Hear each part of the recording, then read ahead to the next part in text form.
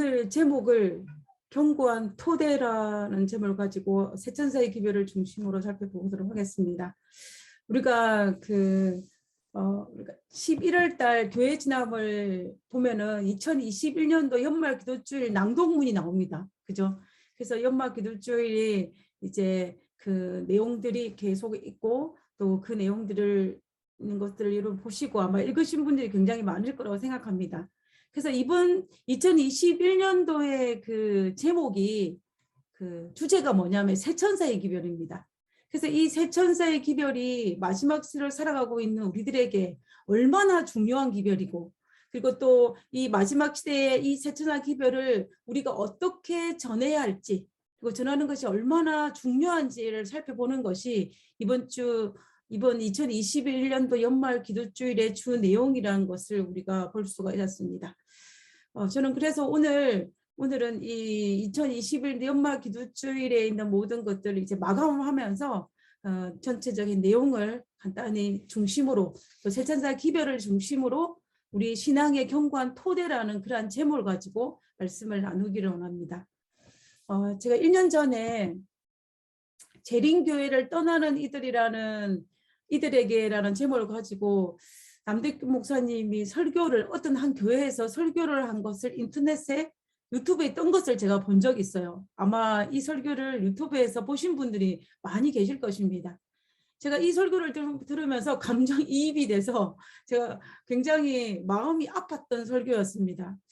우리가 성경에 보면은 구약에서부터 시작하여서 신약에 이르기까지, 그리고 또 초대교회와 바울 시대에도 믿음의 동력자들이 여러 가지 다양한 이유를 들어서 교회를 떠나는 경우들이 있었습니다. 그죠? 또 그 성경상에서 뿐만 아니라 실제로 우리 주변에서도, 우리 기독교 역사에서도 그런 경우들이 종종 발생합니다. 저는 이런 모습들을 살펴보면은 제 마음속에 두려움이 생겨요. 왜 두려움이 생기냐면 혹시나 나의 믿음의 동력자 중에 누군가가 또 떠나지 않을까라는 두려움이 생기고, 그리고 또 나도 실족당할 수 있다는 그 두려움 마음도 생기더라고요. 그래서 이런 일들이 발생하면 저는 개인적으로 정말 하나님 앞에 더 기도하게 되고, 또 하나님의 품성과 하나님의 모든 것들을 제대로 알기 위해서 하나님께 더 가까이 가려고 노력하는 제 모습을 보게 되는데요. 우리가 이러한 시점에 우리가 정말로 이런 일들이 발생하고, 그뿐만 아니라 오늘날 우리의 주변에 있는 모습들을 살펴보면은 정말로 부인하고 싶지는 않지만 부인할 수 없는 재림의 징조들이 넘치고 넘칩니다. 그래서 어떨 때는 재림의 징조들을 쫓아가기보다는 저는 개인적으로 너무나 재림의 징조들이 많아서 재림의 징조를 쫓아가기보다는 하나님께 더 집중하고 싶다라는 그런 생각이 들 정도로 이 재림의 시계가 너무나 빨리 돌아가고 있는 것을 지켜볼 수밖에 없습니다. 그래서 이러한 시기에 연말 기도주일에 세천사의 기별을 다룬다는 것은 우리에게 굉장히 뜻깊은 일이라고 생각합니다. 우리가 지금까지 신앙생활을 하면서 이 세천사의 기별에 대해서 정말로 많이 들었을 것이고, 그리고 이 짧게 이 세천사의 기별을 정리한다는 것 자체도 불가능합니다. 그만큼 세천사의 기별에 파악하고 있는 것이 넓게 보면 굉장히 광범위하고, 그다음에 좁게 보면은 좁다고 할 수 있는 이 세천사의 기별을 이 마지막 시대에, 재림이 임박한 이 시대에 우리가 다시 한번 살펴보는 것은 우리에게 굉장히 의미 있는 시간이라고 생각이 듭니다. 그래서 혹시 교회 지담에 나와 있는 11월에 있는 그 연말 기도주일의 낭독물을 읽어보지 않으신 분이 있다면 한 번 정도는 정독을 해보시기 바랍니다. 저는 이번 주에 그 세천사 연말 기도주일 그 낭독물을 정독하면서 제가 제 마음속에 그 세천사의 기별을 묵상하면서 제 마음에 드는 강한 마음은 어떤 것이었냐면, 이 세천사의 기별은 마지막 시대에 선악의 대쟁투의 결말을 우리에게 보여주는 것이다 하는 그런 생각을 하게 되었습니다. 그리고 그런 생각을 하게 됨으로 말미암아 하나님께서 우리에게 주신 이 세천사의 기별이 얼마나 복된 기별이고 우리의 신앙에 있어 굉장히 큰 든든한 어떤 믿음의 기초가 된다는 것을 다시 한번 생각할 수 있는 시간이었습니다. 그래서 여러분들 한 번 정도는 이 세천사의 기별에 있는 내용들을 익히 많이 듣고 배웠던 말씀이긴 하지만 한 번 정도 묵상을 다시 해보는 것은 우리에게 중대한 일이라고 생각을 하게 되는 것입니다. 먼저 엘렌 G 화이트 저건 초기 문집에 나와 있는 이 견고한 토대라는 장이 있습니다. 그 장에 있는 부분을 한번 읽고 시작하도록 하겠습니다. 나는 교회의 견고한 믿음을 흔들려고 하는 자들을 거들떠 보지도 않고 매우 신중하고 확고하게 서 있는 한 무리를 보았다. 이 무리가 어떤 무리냐면요. 이 무리는 그 견고한 믿음을 가진 자들입니다. 그죠? 그리고 이 믿음은 매우 신중하고 매우 확고하여서 자신의 믿음을 흔들리게 하는 자들을 동화되지 않는 자들이에요. 이 문장이 참 특이한 문장처럼 되어 있는데 다시 한번 읽어보겠습니다. 나는 교회의 견고한 믿음을 흔들려고 하는 자들을 거들떠 보지도 않고 매우 신중하고 확고하게 서 있는 한 무리를 보았다. 믿음이 견고한 믿음을 가진 자들이죠. 그죠? 이 무리를 보시고 하나님께서는 저들을 기쁨으로 바라보고 계셨다라고 하였습니다. 근데 그들이 우리가 이 본문을 읽어보면 그들이 견고한 믿음을 가진 그 토대는 견고한 토대가 무엇인지를 지금 설명하고 있습니다. 나는 세 단계로 되어 있는 첫째, 둘째, 셋째 천사의 기별을 보았다. 지금 이 첫째, 둘째, 셋째 천사의 기별에 견고한 토대를 두고 믿음을 가진 자들 앞에서 설명하고 있는 것입니다. 자, 그 다음에 계속 들어가겠습니다. 나와 함께한 천사가 말했다. 이 기별들의 1.1핵이라도 더하거나 빼는 자에게는 화가 있을 것이다. 이 기별들을 바르게 이해하는 것은 매우 중요한 일이다. 모든 영혼들의 운명은 이 기별을 받아들이는 태도에 따라서 어떻게 된다? 달라진다. 저는 이 말씀을 보면서 우리가 우리 믿음의 견고한 토대가 되는 것은 세천사 기별이라는 것입니다. 그리고 세천사 기별 위에 자신의 견고한 믿음을 가진 자들을 하나님께서 어떻게 바라보시냐면은 기쁨을 가지고 그들을 바라보신다라고 설명하고 있는 것입니다. 그래서 우리는 그동안 신앙생활을 하면서 정말로 이 세천사의 기별에 대해서 많이 듣고 읽고 묵상하였을 것입니다. 그러나 우리가 이 연말 기도주일에 그럼에도 불구하고 이렇게 중요한 부분이기 때문에 우리가 다시 확인하는 것은 중요하다는 것입니다.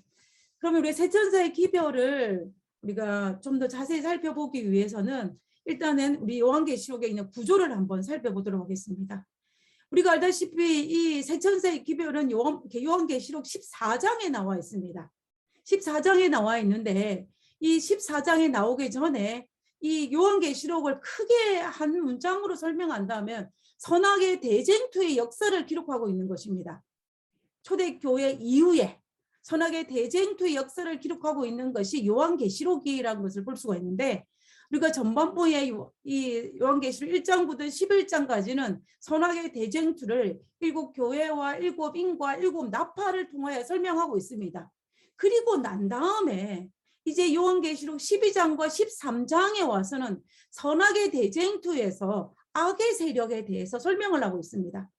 그래서 12장에서는 사탄의 정체를 드러내고 그다음 13장에서는 이 짐승의 정체를 나타내고 있는데 특별히 요한계시록 13장에서는 마지막 시대에 선악의 대쟁투에서 사탄이 어떤 전략과 전술을 가지고 하나님의 남은 백성들을 공격할 것인가에 대해 설명하고 있는 부분이 요한계시록 13장입니다.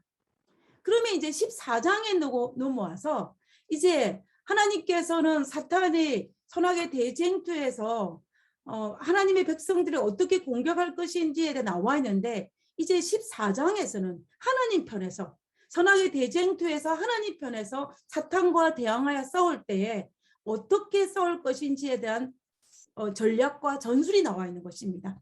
그뿐만 아니라 그 하나님의 백성들에게 향한 하나님의 호소가 담겨져 있는 것이 바로 요한계시록 14장인 것을 볼 수가 있습니다. 그렇다면은 이 요한계시록 14장에 나와 있는 하나님께서 남은 백성에게, 하나님의 백성에게 세상을 향한 이 마지막 호소가 적혀 있는 이것이 바로 세천사 기별이라는 것입니다. 그러니까는 우리가 이 세천사의 기별은 누구에 주어진 말씀이에요? 특별히 마지막 시대를 살아가고 있는 우리들에게 하나님께서 이 사탄의 세력과 선악의 대쟁투에서 승리할 수 있는 하나의 큰 무기를 우리에게 알려주는 것이 바로 세천사의 기별이라는 것을 우리가 알 수가 있는 것입니다. 그러면 이제 첫째 천사의 기별부터 한번 살펴보도록 하겠습니다. 첫째 천사의 기별입니다. 요한계시록 14장 5절에서 6절에 있는 말씀입니다. 또 보니 다른 천사가 공중에 날아가는데 땅에 거하는 자들 곧 여러 나라와 족속과 방언과 백성에게 전할 어떤 복음? 영원한 복음을 가졌더라. 그가 큰 음성으로 가로되 하나님을 두려워하며 그에게 영광을 돌리라. 이는 그의 심판하실 시간이 이르렀음이니 하늘과 땅과 바다와 물들의 근원을 만드신 이를 어떻게 하라? 경배하라 하더라. 우리가 이 첫째 천사의 기별을 살펴보면 여러 나라와 족속과 방언과 백성에 전할 영원한 복음을 갖다 그랬습니다. 그래서 이 영원한 복음, 이 세 천사의 기별은 온 세상에 살아있는 모든 이들에게 다 전달할 수 있는 기별이라는 것입니다. 그리고 이 기별은 어떤 기별이냐면 영원한 복음입니다. 영원한 복음. 영원이라는 말 속에서는 변할 수 없고 영원 전부터 시작하여서 앞으로도 영원히 계속될 복음이라는 것입니다. 그리고 이 복음을 간단하게 설명하면 하나님께서 우리를 죄에서 해방시켜 구원해 주시는 구속의 복음입니다. 이 영원한 복음, 우리를 구원한다는 이 복음은 영원 전에 이미 계획을 하셨고 그리고 예수님께서 이미 십자가에 달려 돌아가심으로 말미암아 그 죄의 값을 지불하셨고 그리고 지금도 그리고 앞으로도 영원히 우리를 사랑하여 구원하신다는 그 기별이 구원의 기별이 바로 영원한 복음인 것을 우리가 알 수가 있는 것입니다. 그리고 이 첫째 천사의 기별에서 어떻게 얘기합니까? 첫째는 어떻게 하라? 하나님을 두려워하고 두 번째는 그에게 영광을 돌리고 세 번째는 창조주를 경배하라 하는 이 세 가지를 것을 우리가 볼 수가 있는 것입니다. 하나님을 두려워하라는 것은 하나님을 경외하라는 것입니다. 무서워서 벌벌 떠는 개념이 아니라 하나님을 경외하는 개념. 그리고 하나님께 영광을 돌리라는 이 말씀에는 하나님 앞에 우리의 죄를 어떻게 하고 고백하고 회개함으로 말미암아 하나님께 영광을 돌리는 것을 말합니다. 그리고 이 세 번째 경배하라. 그의 심판하실 시간이 이르렀으니 하나님의 심판의 시간이 이르렀으니 하늘과 땅과 바다와 물들의 근원을 만드시니 누구? 창조주를 경배하라 하더라입니다. 우리가 성경에 보면은 성경에는 분명히 심판이 기록되어 있습니다. 분명히 심판이 기록되어 있는데 다니엘서에 보면은 심판을 베풀기 위해서 책들이 펴놓였더라라고 되어 있어요. 그러므로 인해서 성경에서 심판은 분명히 언급된 것이 없고 오늘날 우리에게도 심판은 반드시 있는 것입니다. 우리 성경에 기록된 심판에는 세 가지 종류가 있습니다. 첫 번째 심판은 다니엘 7장에 있는 8절과 10절에 나와 있는 것으로서 그 재림전에 있을 심판입니다. 재림전 심판이라고도 하고 조사 심판이라고도 합니다. 그다음에 두 번째 심판은 언제냐면은 요한계시록 20장 11절과 12절에 보면 나와 있는 심판으로서 천년기 동안 있을 심판을 이야기합니다. 그다음에 세 번째 심판은 앞에 했던 재림전 심판과 천년기 심판의 이 두 심판을 집행하는 심판입니다. 이것도 요한계시 20장 후반부에 보면 분명히 나와 있습니다. 이것은 천년기 후에 있는 심판으로서 집행 심판입니다. 이처럼 성경에는 분명히 심판이 기록되어 있고 이 심판의 시간이 이르렀으니 어떻게 하라는 것입니까?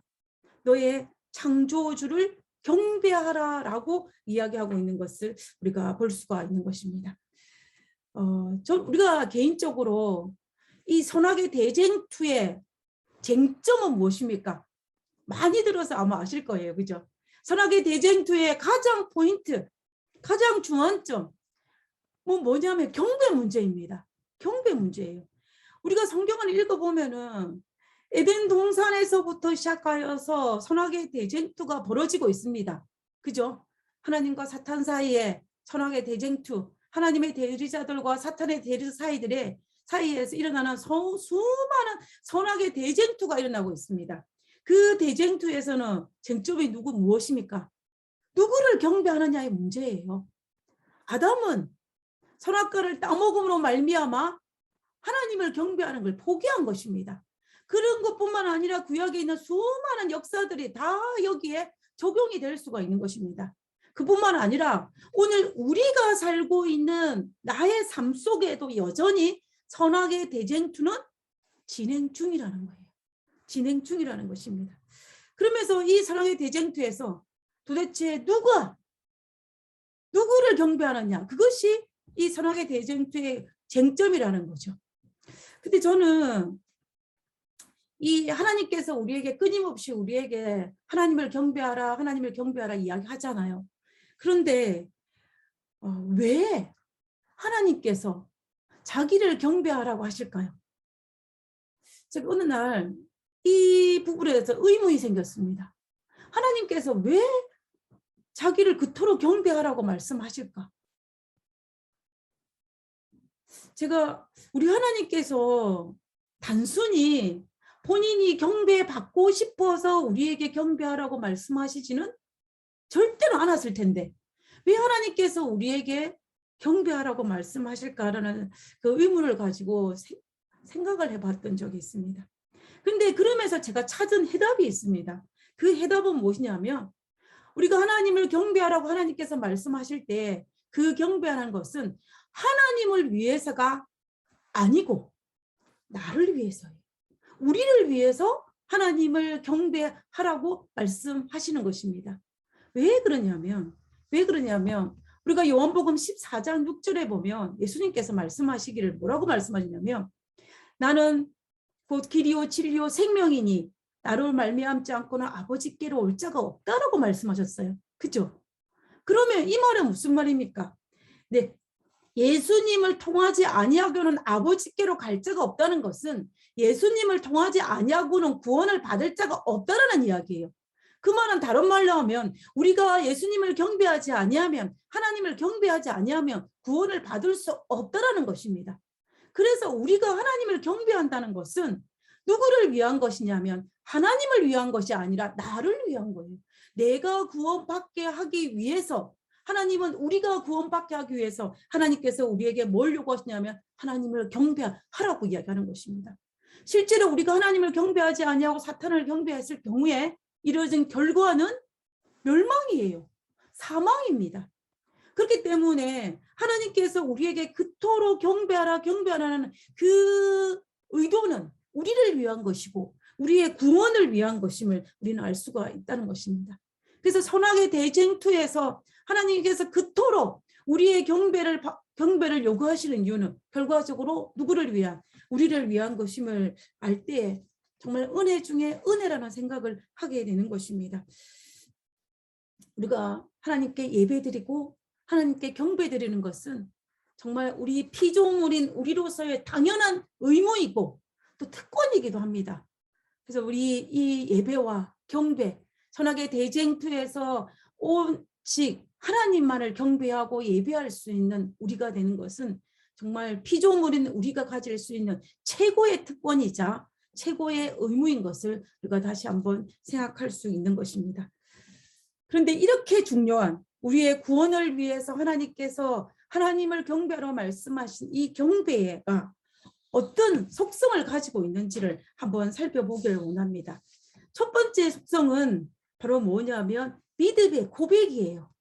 믿음의 고백입니다. 이 믿음이라는 것은 창조주 하나님을 믿어 우리에게 새로운 생명을 부여하신 것을 인정하는 고백이에요. 다시 말하면 뭐냐면 하나님께서 우리를 창조했다는 것을 인정하는 것입니다. 내가 하나님을 경배하고 예배한다는 것은 하나님, 당신은 창조주이시고 내가 피조물이라는 것을 인정하는 것입니다. 그 다음에 두 번째로는 그 예수님께서 십자가를 통하여서 우리를 사망에서 생명으로 건지셨다는 것을 고백하는 것이, 그것이 바로 예배라는 것입니다. 그리고 정말 온 우주 앞에서 하나님이 우리의 구원자라고 고백하는 것이 바로 예배라는 것을 우리가 반드시 알아야 될 것입니다. 그래서 예배가 중요해요. 예배가 중요한 것입니다. 두 번째는 뭐냐면 충성의 고백이에요. 충성의 고백. 다니엘이 사자굴 앞에서, 다니엘의 친구들이 풀무불 아래에서 정말 사탄에게 경배하지 아니하고 하나님을 경배하기로 선택한 그 충성의 고백이 바로 하나님께 드리는 진정한 예배요 경배라는 것입니다. 그래서 우리가 이 마지막 선악의 대쟁투에서 쟁점이 되는 마지막 시대에는 이 하나님의 계명을 지키느냐 지키지 않느냐로 등장을 할 것입니다. 이 부분은 요한계시록을 연구하고 세천사의 기별을 연구하면 정말 반드시 나오는 부분일 것입니다. 우리가 십계명에 들어가 있는 특별히 안식일 계명을 비롯한 하나님의 율법을 지키는 것은 그 옛날 다니엘과 다니엘의 세 친구들이 정말 우상에게 경배하지 아니하고 하나님께 경배하는 진정한 예배를 드린 것처럼 우리에게도 그런 예배가 필요하다는 것입니다. 그러므로 이 예배라는 것은 충성을 고백하는 거예요. 하나님께 충성. 내가 다른 신을 섬기지 아니하고 누구를? 하나님을 섬기겠다라고 고백하는 것이 바로 예배라는 것입니다. 그렇기 때문에 예배란 하나님 명령에 순종하기로 결심하는 그것을 우리가 예배라고 볼 수가 있는 것입니다. 우리가 창조주를 경배하는 것은, 예배를 드리는 것은 우리의 구원자 되시는 하나님께 우리의 믿음을 고백하는 것이고 우리의 충성을 고백하는 것임을 우리가 알 수가 있습니다. 자, 그러면 우리 둘째 천사의 기별을 한번 살펴보도록 하겠습니다. 둘째 천사의 기별은 요한계시록 14장 8절에 있는 말씀입니다. 또 다른 천사 곧 둘째가 그 뒤를 따라 말하되 무너졌도다 무너졌도다 큰 성 바벨론이여 모든 나라에게 그 음행으로 말미암아 진노의 포도주를 먹이던 자로다 하더라. 이 둘째 천사의 기별의 핵심은 뭐냐면 바벨론이 무너졌다는 거예요. 바벨론이 무너졌으니까 어떻게 하라고요? 그 바벨론에 속히 나오라는 것입니다. 요한계시록 18장 8절에 보면은 내 백성아 거기서 나와. 거기가 어디예요? 무너질 바벨론입니다. 거기서 나와 어떻게 하지 말고 그 죄에 참여하지 말고 그의 받을 재앙을 받지 말라라고 이야기하고 있습니다. 이 둘째 천사의 기별이 무너질 바벨론에서 빨리 나와 그 재앙을 받지 말라는 것이 둘째 천사의 기별인 것을 우리가 알 수가 있습니다. 그러면 무너질 이 바벨론의 정체에 대해서 우리가 한번 생각해 볼 필요가 있는 것입니다. 둘째 천사의 기별에서 이 큰 성 바벨론, 무너질 이 바벨론의 정체를 알 수 있는 수식어가 하나 있습니다. 그건 뭐냐면 10장 8절에 보면은 이 바벨론은 어떤 특징을 가지고 있냐면 모든 나라에게 그 음행으로 말미암아 진노의 포도주를 먹이던 자라는 특징을 가지고 있는 것입니다. 자기만 포도주를 마시는 것이 아니고 다른 사람에게도 포도주를 마셔서 나와 같이 어떻게 멸망을 하게 하는 자가 바벨론이라는 것입니다. 본인 혼자 멸망당하는 것이 아니고 옆에 있는 사람들을 유혹하여서 그도 같이 멸망당하게 하는 자가 바로 바벨론이라는 것을 우리가 알 수가 있는 것입니다. 우리가 성경을 살펴보면 하늘에서 내려온 사탄은 에덴 동산에서부터 시작하여 이 6,000년의 역사, 성경에 기록된 그 기록뿐만 아니라 오늘날 우리 주변의 모든 삶들을 살펴보아도 이 사탄은 자기가 멸망당할 것을 이미 알고 자기 혼자 멸망당하지 않기 위해서 누구를? 옆에 있는 구원 하나님의 백성들을 우는 사자처럼 찾아서 같이 멸망하고자 하는 것을 우리가 볼 수가 있지 않습니까? 사실은 그것을 기록해 놓은 것이 성경책입니다. 하나님께서 우리가 성경책은 히브리인들의 역사라 유대인의 역사라고 말할 수 있지만은 어떤 사람은 그러나 유대인의 역사가 아니에요. 이 성경책이 유대인이든 우리 한국 사람이든 미국 사람이든 상관없이 다 읽는 이유가 그것을 유대인의 역사로 보지 아니하고 선악의 대쟁투의 관점에서 하나님께서 그럼 사탄이 어떤 식으로 하나님 백성을 유혹하고 하나님은 어떤 식으로 자기 백성을 보호하시는지 그것을 보는 것이 바로 성경의 역사입니다. 우리는 이 성경에 있는 이것을 통하여서 이 바벨론의 정체가 얼마나 정말 진노의 포도주를 먹이는 자라는 것을 우리가 알 수가 있는 것입니다. 특별히 요한계시록에서는 이 마지막 시대에 등장하는 이 바벨론의 정체가 어떤 정체로 드러날 것인지를 요한계시록 설명하는 부분이 있습니다. 그러면 이제 요한계시록에서 이 바벨론의 정체를 어떤 식으로 설명하고 있는지를 우리가 한번 살펴보기를 원합니다. 첫 번째는 뭐냐면 불결한 삼위일체의 개념으로 설명합니다. 요한계시록 16장 13절에 보면은 또 내가 보매 개구리 같은 새 더러운 영이 용의 입과 짐승의 입과 거짓 선자 입에서 나오니 그랬습니다. 이 바벨론의 정체는 우리가 요한계시록을 연구를 해보면 아주 복잡하게 되어 있다고 볼 수는 있지만 내용이 참 많은 부분이죠. 그래서 이 시간에 다 다룰 수 없지만 결론적으로 이야기를 하면 용은 여기 용의 입이라고 말했던 이 용은 그 요한계시록 12장 9절에 보면 옛뱀 곧 마귀라고도 하고 사탄이라고도 하는 온 천하를 꿰는 자. 결국 용은 누구예요? 사탄이 되는 것입니다. 그 다음에 이 짐승의 입이라는 것은 그 요한계시록 13장에 나와 있는 것으로 볼 때에 바다에서 올라온 짐승으로서 중세 교황권을 상징합니다. 그 다음에 이 거짓 선지자의 입이라고 말하는 이것은 뭐냐면 이 요한계시록 13장에서 또 등장하는 것으로서 이적을 행함으로 땅에 거하는 자들을 미혹하여 땅에 거하는 자들을 유혹하는 그 정체 거짓 선지자 성령을 모방하여서 사람을 미혹하는 자들을 이 선지자라고 이야기합니다. 그래서 거짓 선지자의 개념으로 우리가 볼 수가 있는 거예요. 그래서 이제 사탄의 개념은 이런 불결한 삼위일체 우리가 알고 있는 그 삼위일체가 아니고 용과 짐승과 선지자라 이 세 개가 합쳐진 이것으로 등장을 한다라는 것입니다. 그리고 이 요한계시록에서는 이 바벨론을 또 다른 무엇으로 설명하고 있냐면 배도한 기독교로 설명하고 있습니다. 그 다음에 세 번째는 거짓 구원의 기별을 전하는 것입니다. 요한계시록에서 이 부분에 대해서 어떻게 설명을 하고 있냐면요. 바벨론은 땅의 왕들의 도움을 요청하여서 용의 기만을 지원하고 누구예요? 사탄이죠. 사탄의 기만을 지원하고 사탄을 숭배하도록 지원해 준다라는 것입니다. 한마디로 말하면 진리의 문 앞에 서서 진리를 들어가지 못하게 하고 사탄을 경배하는 거짓 교리, 거짓 구원을 전하는 것입니다. 거짓된 교리죠. 이런 식으로 마지막 때에 이 바벨론, 사탄의 정체가 드러난다는 것입니다.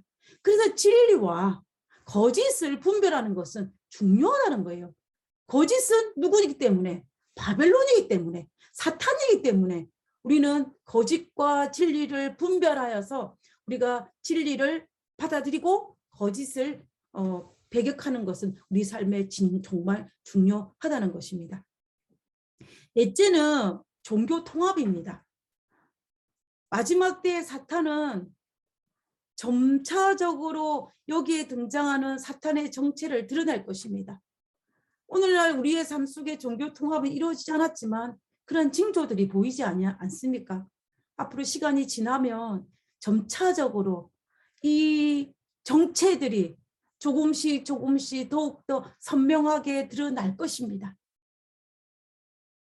아무도 부인하지 못할 마지막 때 정말로 예수님이 재림 직전에는 누구도 부인하지 못하게 이 정체가 드러날 것입니다. 그렇기 때문에 우리는 이러한 시기에 정말로 이 사탄이 우는 사자처럼 산길을 찾아 헤맬 그때에 우리가 정말로 자칫 잘못하면 달콤한 유혹에 넘어가서 사탄이 건네주는 포도주를 받아 마실 수도 있어요.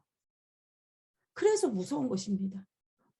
그래서 제 마음속에 두려운 마음이 생기고, 그래서 그 달콤한 포도주를 마시지 않기 위해서 우리가 하나님께 더 가까이 가서 하나님의 품성을 우리가 받아들여서 이해하는 것이 우리 삶에 정말로 필요하다는 것을 볼 수가 있습니다.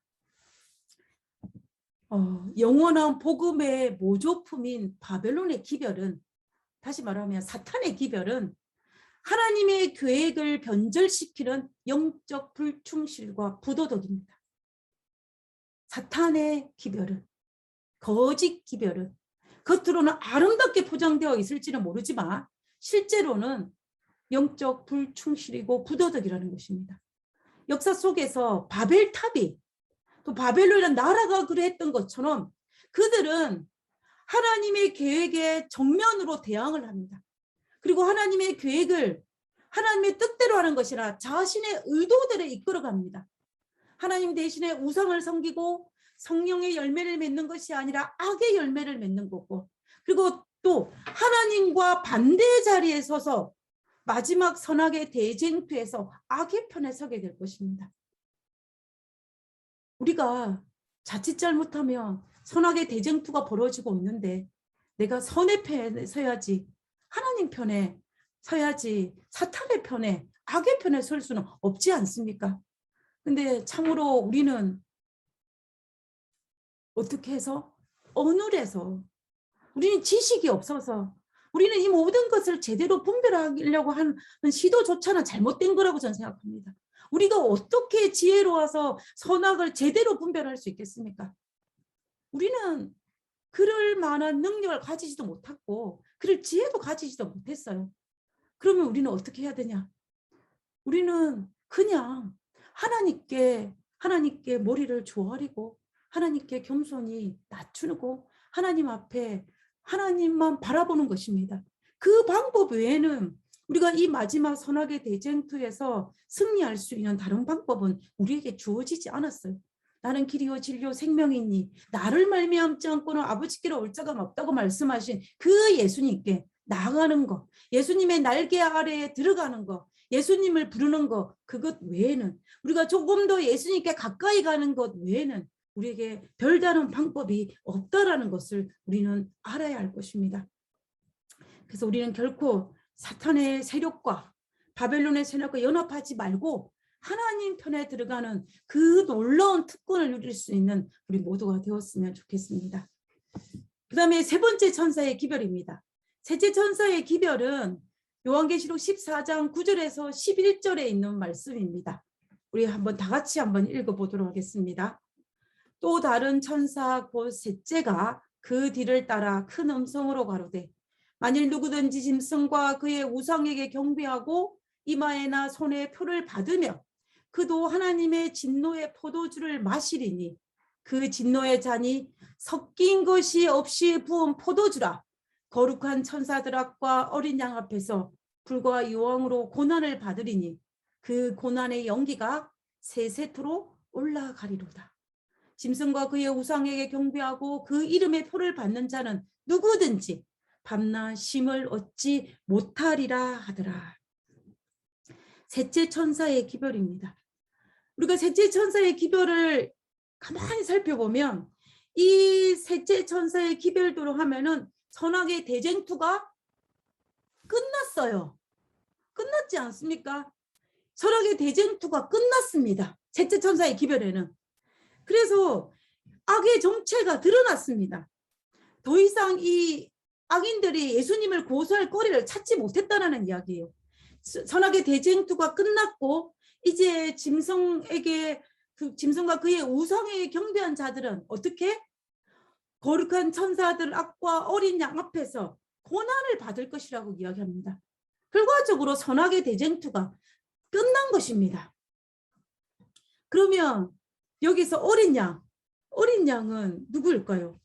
우리가 다 알다시피 어린 양은 우리를 위해서 십자가에 달려 돌아가심으로 우리의 죄를 갚아주신 바로 그 예수님이십니다.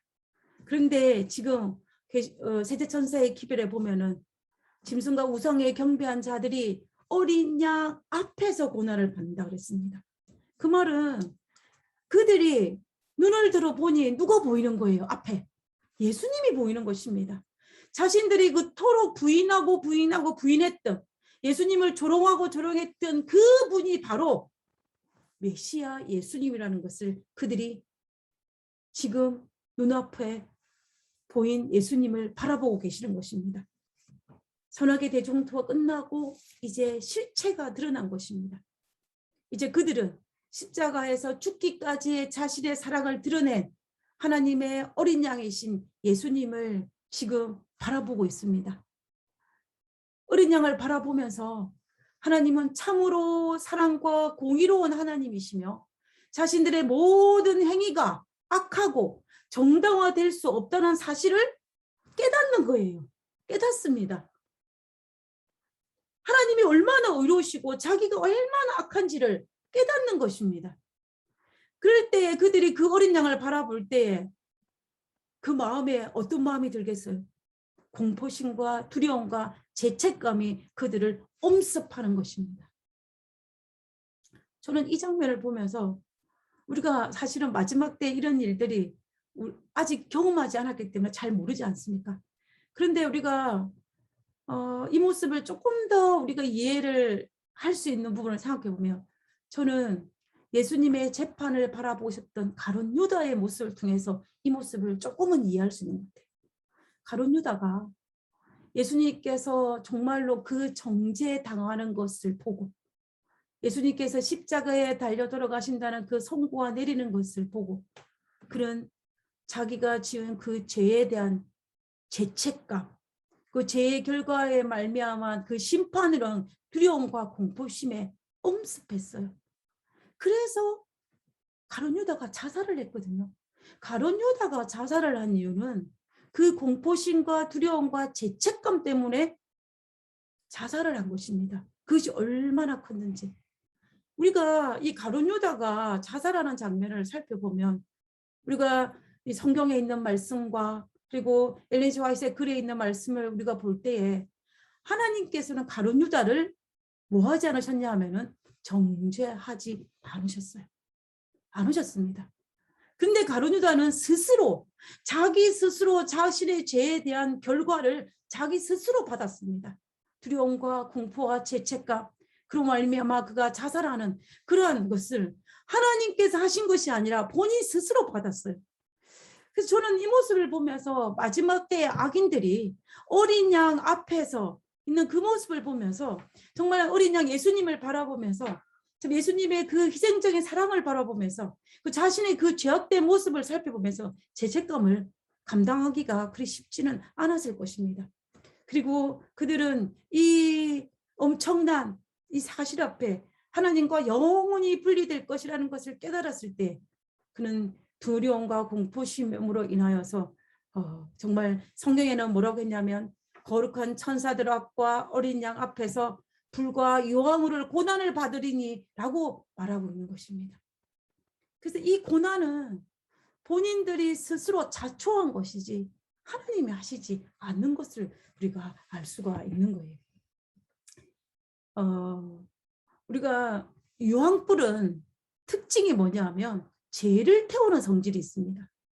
오늘날 불은 어떤 물건들을 태웁니다. 그죠? 물건들을 태워요. 우리가 산불이 났을 경우에 산에 있는 나무들을 태우고 집에 불이 났으면 집에 있는 모든 것들을 태웁니다. 그런데 이 유황불은 무엇을 태우냐면 죄를 태워요. 죄를 태웁니다. 그래서 하나님께서 그토록 죄를 버리라고 호소하셨잖아요. 하나님께서 이 선악의 대쟁투에서 모든 세천사의 기별이며 그리고 구약에 있는 모든 하나님의 호소들을 총망라해서 말씀을 드리며 죄를 버리라는 것입니다. 그런데 하나님의 그런 호소에도 불구하고 죄를 끌어안고 있을 때에 하늘에서 유황불이 내리며 그 죄가 탈 때에 같이 타는 것입니다. 하나님께서는 사람을 태우기를 원하지 않으셨어요. 무엇을 태우려냐면 사탄으로 말미암아 이 지구에 들어온 이 죄를 완전히 태우려고 하늘에서 유황불이 내려온 것을 볼 수가 있습니다. 한번 상상을 해보시기 바랍니다. 집에 불이 났습니다. 불난 집에서 이제 불이 나서 집을 빠져나올 때에 여러분들이 어떤 사람이 기름통을 가지고 그 집안에 있는 기름통을 가지고 불난 집을 빠져나온다라고 생각해 보시기 바랍니다. 이 모습을 바라보고 있는 이 소방대원들이나 아니면 주변의 사람들이 뭐라고 이야기하겠습니까? 빨리 그 기름통을 버리고 어떻게 하라고? 빨리 불탄 집에서 빠져나오라고 호소하지 않겠습니까? 그런데 이 사람은 기름통을 찾고 아까워서, 그리고 또 주변을 두리번거리면서 자기 집에 값진 것이 무엇이 있는지를 두리번 그리고 있는 그 모습을 하고 있다는 것입니다. 자, 하나 그렇게 호소했음에도 불구하고 기름통을 버리지도 않고 지체하면서 주변에 값진 것을 찾고 있는 이 사람이 불에 탔다면 이거는 누구의 잘못이겠습니까? 불이 기름을 만나면 우리가 상상하지도 못할 만큼 큰 불을 일으킵니다. 그죠? 그와 마찬가지로 죄를 가지고 있기 때문에 스스로 유황불에서 고난을 받게 되는 것입니다. 그래서 저는 우리가 살고 있는 지금 이 지구는, 지금 우리가 살고 있는 이 세상은 불난 집에 살고 있는 것과 별반 다를 바가 없다는 생각을 합니다. 이 유황불은 죄를 태웁니다. 그래서 하나님은 우리에게 생명을 구원하기 위해서 빨리 죄를 버리라고 호소하고 계시는 것입니다. 이 유황불로 말미암아 우주의 모든 사탄의 영향력인 그 죄가 사라질 것입니다. 유황불로 말미암아 이 지구에 들은 모든 죄가 완전하게 청소되어 깨끗하여질 것입니다. 이로 말미암아 죄는 소멸되고 이 땅은 죄 없는 새하늘과 새 땅을 창조할 수 있을 것입니다. 그러므로 선악의 대쟁투는 끝나는 거예요. 선악의 대쟁투가 끝나는 것입니다. 우리가 지금까지 살펴본 이 세 천사의 기별은 선악의 대쟁투의 과정과 결말을 우리에게 이야기하고 있습니다. 어린 양 대신 예수님께서 사탄과의 전쟁에서 어떻게 승리할 수 있는 그 비결을 가르치는 그 기별이 바로 세 천사의 기별이고, 그리고 마침내 셋째 천사의 기별에 나와 있는 것처럼 선악의 대쟁투가 어떻게 했다? 끝났다. 누구의 승리로? 하나님의 승리로 끝났다라는 것을 우리에게 알려주는 것이 세 천사의 기별입니다. 그러므로 이 기별의 믿음의 견고한 토대를 잡은 자가 주변에 어떤 유혹이 와도 우리가 넘어지지 않을 수 있는 것입니다. 그 어떤 것이 우리를 유혹을 해도 하나님께서 우리를 위해서 선악의 대쟁투를 성봉해서 치르시고 우리가 예수님의 옷자락만 붙잡고 있으면 승리할 수 있는데 우리가 어떻게 그 예수님의 옷자락을 놓을 수 있냐라는 것입니다. 우리가 이런 걸 가지고 우리가 이 초기 문집에 나와 있는 이 세 천사의 기별이 우리 믿음에 얼마나 중요한지를 우리가 한번 살펴보기를 원하는 것입니다. 여기 보면 이 기별이 세 천사의 기별이죠. 이 기별들의 1.1핵이라고도 더하거나 빼는 자에게는 화가 있을 것이다. 이 기별들을 바르게 이해하는 것은 매우 중요한 일이다. 모든 영혼들의 운명은 이 기별들을 받아들이는 태도에 달려있다. 그 때문에 이 세 천사의 기별을 우리가 바르게 이해하고 또 그 기별을 받아들이는 것은 우리에게 정말로 중요하다는 것입니다. 우리가 성경을 통해서 특별히 이 세 천사의 기별이 얼마나 중요한 기별이고 이 기별을 이해하고 살아가는 것이 우리 그리스도인의 특권이고 힘이라는 사실을 우리가 알 수가 있습니다. 성경에서 우리에게 그것을 알려주고 또 엘렌 G. 화이트이 우리에게 정말 이 성경 말씀을 좀 더 쉽게 이해할 수 있도록 우리에게 알려주시는 그런 여러 가지 글들을 통하여서 우리는 정말 이 세 천사의 기별이 우리에게 얼마나 중요한지를 알 수가 있는 것입니다. 그런데 우리 주변에 신앙이 흔들리고 신앙의 믿음에서 떨어나가는 이들을 볼 때에 우리가 어떻게 합니까?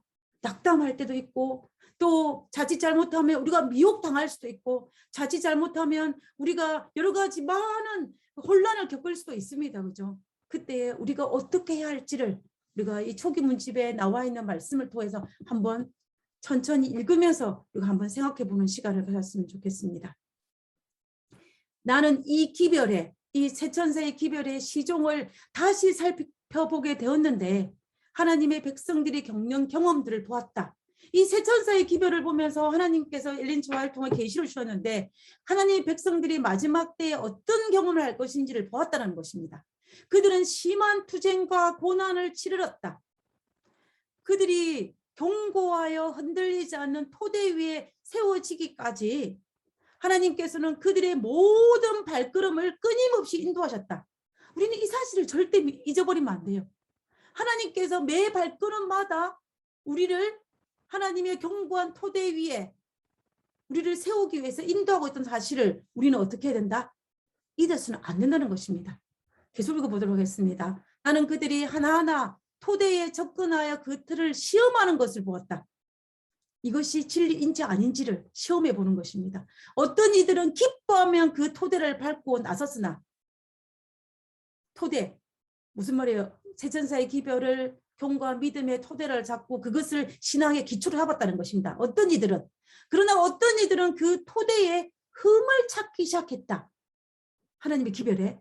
또 어떤 이들은 그 토대에 내려와 시험해 보고는 그것이 잘못 놓여져 있다고 말했다. 이건 틀렸다. 잘못되었다. 그래서 내가 믿음의 대열에 떠났다라는 이야기예요. 자, 그 다음에 또 보겠습니다.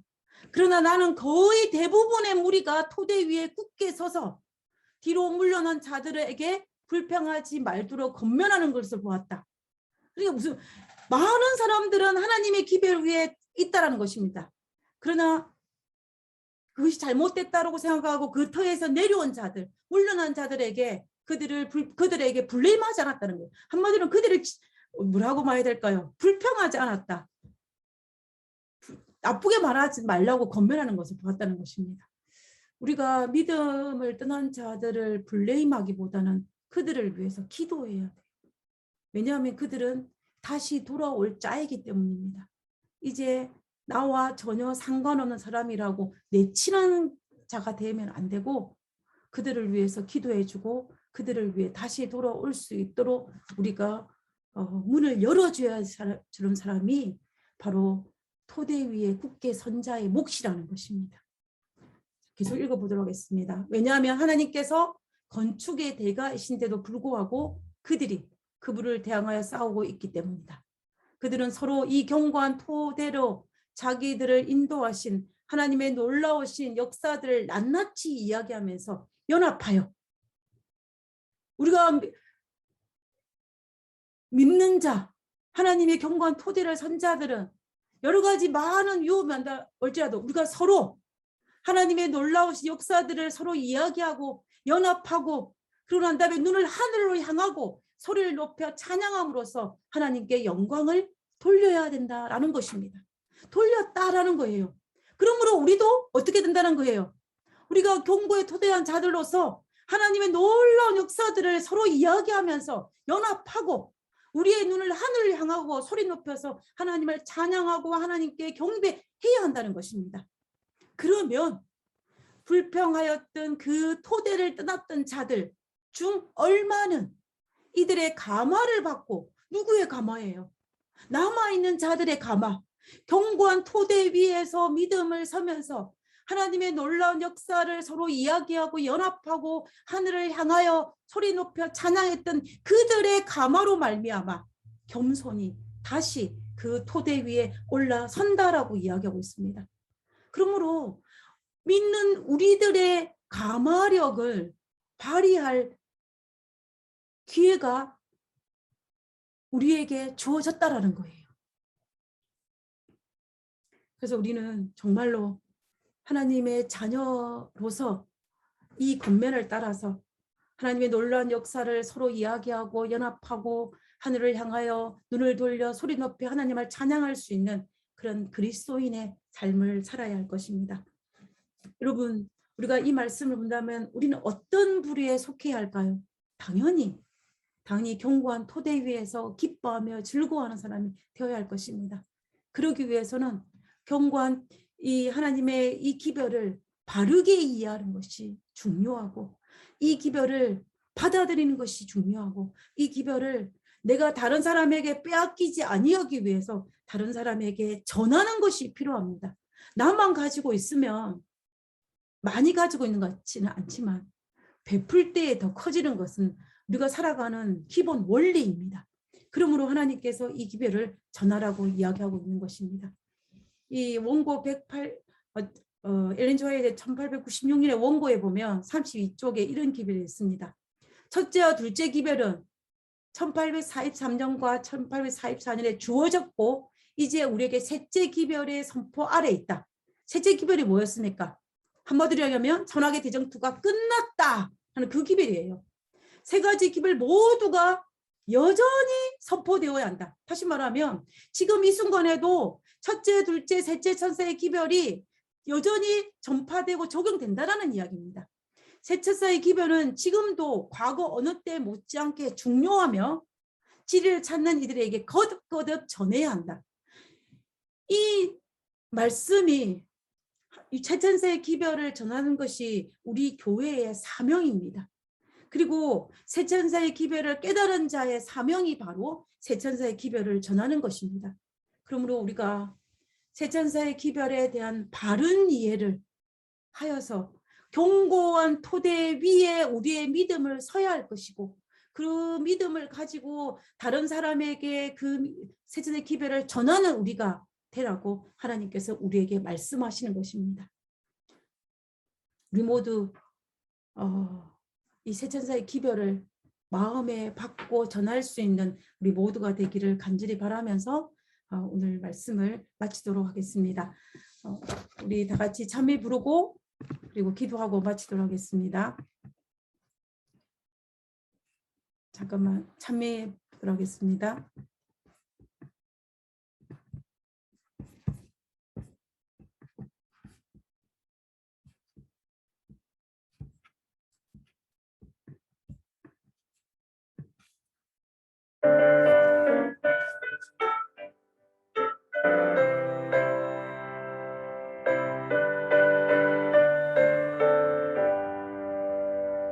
주님 오시는 그날이 언제일지 주님 뵙는 그날 나는 확실히 몰라. 지금 주님은 하늘 위지 성소에서 내 죄 위에 중보하는 그 휘장이 거치는 이 땅으로 오시겠네. 그때 찬란히 빛나는 주님의 영광 나 그곳에 참여하리. 하늘 천사들 정한 찬미 소리 죄악 세상에서 비록 듣지 못하나 주님 지성소 나오게 되는 그날에 그 노래를 들으리라. 저 천사들 노래 따라 내 주님을 찬미하리. 그때 찬란히 빛나는 주님의 영광 나 그곳에 참여하리. 주님 준비한 빛나는 시온성을 지금 이 땅에서 비록 볼 수 없으나 나의 주님이 이 땅에 오시는 그날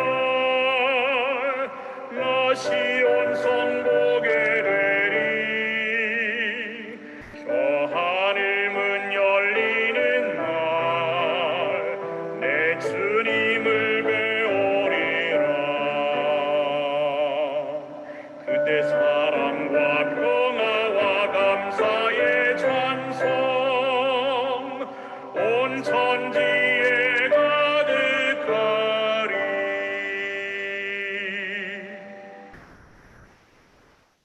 계신 저희들의 아버지, 나의 주님이 이 땅에 오시는 그날에, 저 하늘문 열리는 그날에 하나님 우리가 주님을 배울 수 있는 그 특권을 누리게 하여 주시옵소서.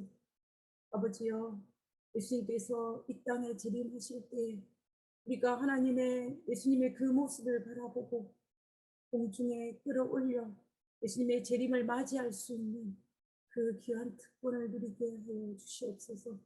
아버지, 그러기 위해서 앞으로 있을 이 모든 선악의 대쟁투에서 정말 하나님을 끝까지 붙잡고 하나님의 능력을 힘입어서 사탄의 유혹에 넘어가지 않는 믿음의 대장부가 될 수 있도록 아버지여 도와주시옵소서. 아버지, 지금 이 시간의 머릿속은 나밖에 속해 있는 우리 모든 믿음의 성도들을 축복하여 주시고 각 장막을 주님의 성령으로 인쳐주시고 하나님께서 허락하신 그 놀라운 축복을 받아 감당할 수 있는 하나님의 복된 가정이 될 수 있도록 주여 도와주시옵소서. 그리고 다시 안식일날 우리가 만날 때에 아버지여 우리의 만남이 하나님께 경배하는 만남이 되게 하시고 하나님께 영광과 찬양을 돌릴 수 있는 그런 예배가 될 수 있도록 우리를 이끌어 주시옵소서. 거룩하신 예수님의 이름으로 기도드렸습니다. 아멘. 하늘에 계신 감사하신 하늘 아버지시여, 우리 주님의 은혜와 사랑에 진심으로 감사를 드리옵나이다. 주님이시여, 지난 일주일 동안 죄와 또 시험이 많은 이 세상에 저희들이 살 때 저희들을 홀로 두지 아니하시고 주님의 날개 가운데 저희들을 항상 돌봐주시옵고 또한 지켜주셔서 감사드리옵나이다. 또한 이 시간에 우리에게 이 복된 안식일을 허락하여 주시옵고 또 이 시간에 우리 주님께 또 찬미로서 영광 돌릴 수 있도록 이 귀한 시간을 주셔서 감사드리옵나이다. 주여, 이 시간에 주님의 귀한 말씀을 들을 때 또 우리 마음 가운데 또 성령님을 먼저 보내주셔서 하나님의 말씀으로 우리가 힘을 얻고 또 믿음을 또 가질 수 있도록 도와주셔서 우리가 매일 살아갈 때 많은 시험과 어려운 일이 있지만은 주님의 말씀으로 인해서 우리가 또 승리하는 또 삶이 될 수 있도록 저희들을 항상 돌봐주시옵소서. 감사하신 하나님 아버지시여, 또 이 시간에 주님께 또 감사드리옵기는 또 우리에게 건강을 허락하여 주셔서 또 질병과 또 병이 많은 이 세상에 살 때 저희들을 항상 돌봐주시옵고 또한 건강을 지켜주셔서 감사드리옵나이다. 주여, 또 주님의 말씀을 또 들을 때 주님께서 우리 마음 가운데 임하여 주시옵고 또한 준비하신 말씀을 또 전할 때 우리 부목사님이 주님께서 특별히 같이 해주시옵고 또 하늘의 권능을 또 허락하여 주셔서 주님의 말씀을 또 잘 선포할 수 있도록 주여 항상 함께하여 주시옵소서.